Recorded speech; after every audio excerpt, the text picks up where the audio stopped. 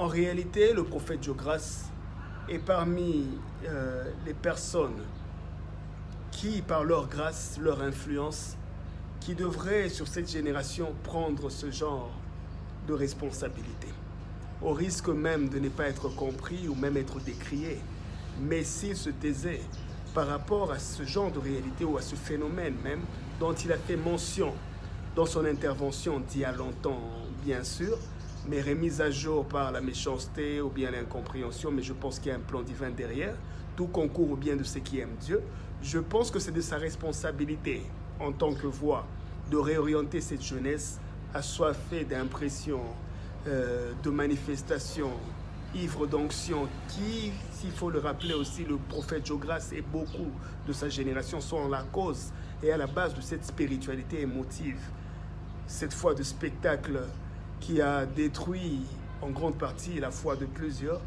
et même la crédibilité de l'office du prophète, parce que la jeunesse a un peu perdu entre manifestation et valeur, entre chrétienté et onction. Donc, voir aujourd'hui le prophète Dieu-Grâce intervenir pour, à tant soit peu, endiguer cette hémorragie et reconscientiser la jeunesse par rapport aux abus,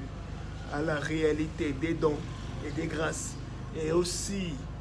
à celle de l'entité territoriale, ou dans le cas échéant, parlons de Papa Meshach et du village de Kaboto, son influence et son impact vrai, et les réalités spirituelles qui sont une autre explication à donner au-delà du fanatisme et du sentimentalisme religieux. Mais ce qui est vrai, Kaboto est une agglomération et un village où un homme a manifesté son potentiel spirituel et a été le modèle de démonstration de la réalité de certaines capacités de l'esprit qui ont fortifié et encouragé certains, mais cela reste une entité territoriale comme tout autre où règne le bien, le mal, que seul par les valeurs chacun peut s'en épargner. Dans le jardin d'Éden déjà, il y avait l'arbre de la connaissance du bien et du mal. Au sein même de l'homme de Dieu, Papa Meshach, il y a aussi cette réalité polaritaire.